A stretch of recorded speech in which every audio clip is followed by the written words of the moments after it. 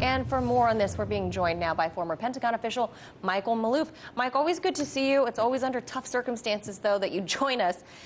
So the forces loyal to what remains of the Yemeni government, backed by the Saudis and the UAE, and to some extent the U.S., they claim they've breached the Houthi line along Hodeida. If this is true, what does that mean for the locals there who have been struck by, I mean, they're almost at a famine there and they're in desperate need of humanitarian aid. What does this do to their prospects of help? Well, the strategy clearly is to choke them off, any supplies going to the Houthis. It's the port of Hodeida is actually in a Houthi-controlled region, so all that food obviously would go to the Houthis, and not to the Sunnis who are in the outlying areas further into the west and what have in the east rather, and the south. So it's I think that they're trying to starve the city out, but with the bombing campaign, they're now beginning to hit civilians, and this has created serious problems because you got 400,000 people. So it's exacerbating the humanitarian it absolutely problem. Is an already catastrophic situation, only going to make it worse. You got cholera outbreaks, you've got starvation going on.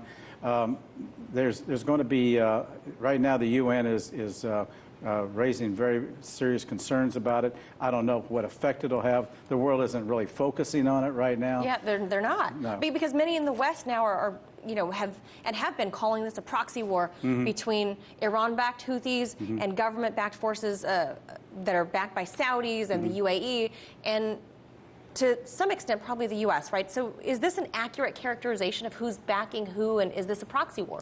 Well, the Iranians claim that they're not backing them. The Houthis have their own access to Scud missiles, what have you. Even though I have serious doubts that the missiles that were being fired at Riyadh were from Iran.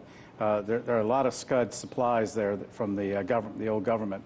But that's how Prince Salman of Saudi Arabia wants to portray that this is really a proxy war against Iran, and but it's really not. But the Houthis had legitimate claims. They're a third of the country, a third of the population in the country. They are, and they want a better representation in the government. So by claiming that it's Iran-backed is kind of discrediting. Yeah, it is. It's trying to minimize it, but use this against. But because they're sort of Shia, although they tend to be a little bit Sunni-oriented. But for Prince Salman's purposes, they're backed by the Iranians. Okay. And what about the U.S.? What's the American role there? Is it strictly behind the scenes supporting Saudi and UAE? Well, it's very serious support. It's not only intelligence support, they're providing the armaments.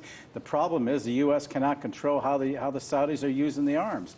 And as a consequence, the U.S. even came out and condemned the attack on the port city. But that's not having any effect, simply because the Saudis know they have the U.S. in its pocket. And slap on the wrist, it probably isn't going to stop them at this point. No. All right, thank you so much for joining us tonight, Michael Maloof. Thank you. Hey YouTube, thanks for checking out our channel. We hope you enjoyed the video.